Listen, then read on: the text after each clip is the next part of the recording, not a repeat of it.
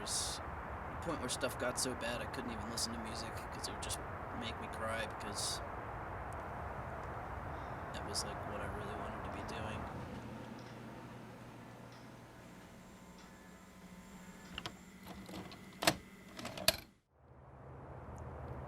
So can you give me a, kind of a summary of your musical history, like just where you started out musically, like from the very, very beginning as a little kid?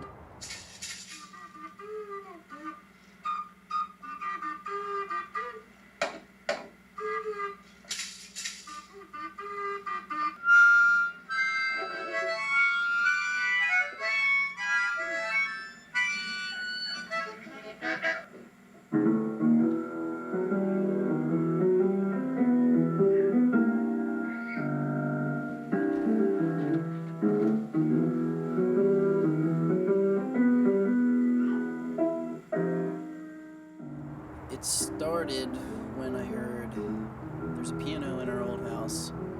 I heard Linus and Lucy, the Mission Impossible theme song, and the Pink Panther theme song. And that was like some of the first music I ever really remember hearing. And I got really into those three songs and sat down at the piano and taught myself how to play them.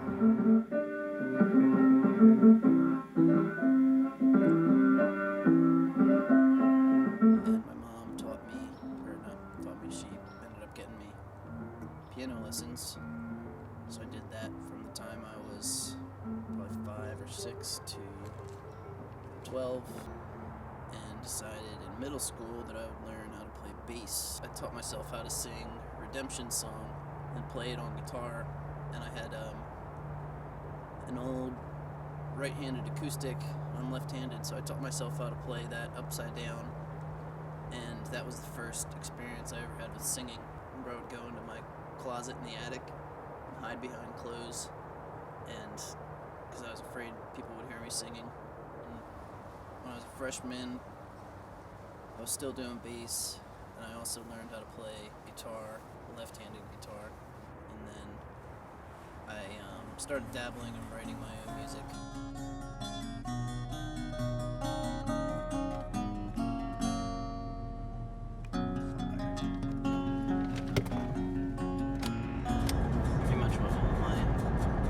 Songs were about. It's just like being bummed about shit not working out with a girl, and me imagining myself in some pathetic, sad movie in the back of a car, looking out the window, wishing they'd show up.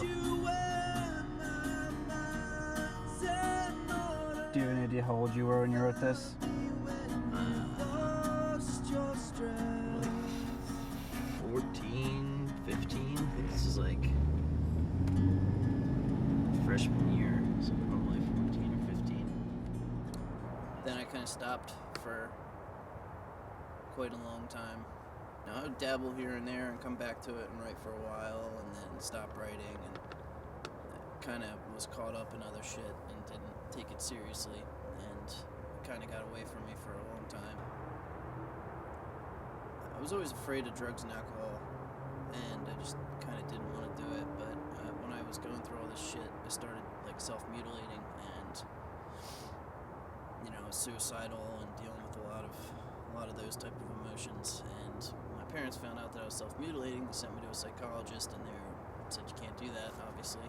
And then when I was told I couldn't do that, I was looking for an answer and picked up drinking, and never really wanted to do it, like I said, but I realized that was a effective way to calm my nerves.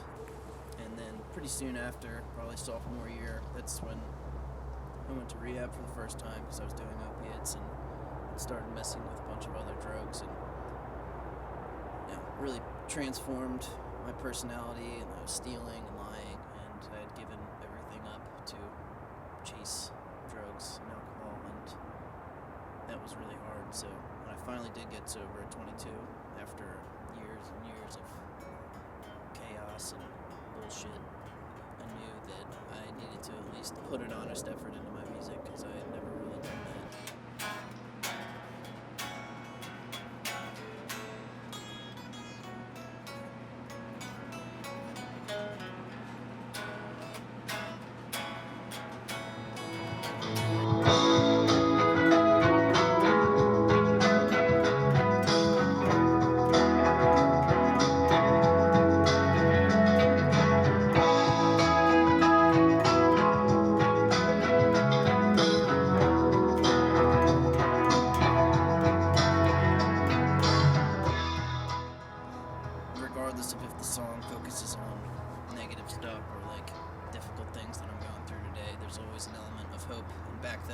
just, I'm giving up and I'm gonna kick and scream until it's all over. And now it's like, you know, just sort of a summary of my transformation and what I am today. Like, there's still pain and there's still that underlying stuff that drove me to want to do that in the first place, but now there's a lot of hope in between. You know, most songs start with,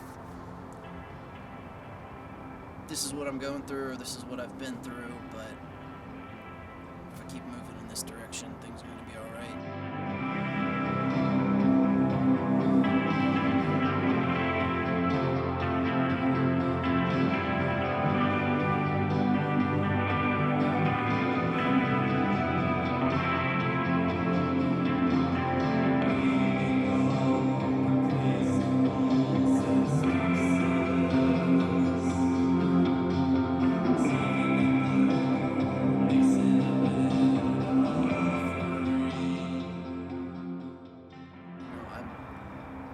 Thoroughly convinced that there's a cap on how far you can go when you're on drugs, whether it be with music or any type of art form or just life. Like, you might be able to get that inspiration, but I think in sobriety, at least if you're an addict, in sobriety there's no limit to the progress you can make, and that's a big inspiration to stay sober. Like, with music or art or life or whatever it is, like, I can keep going to the day I die, and I feel like if I'm using, then...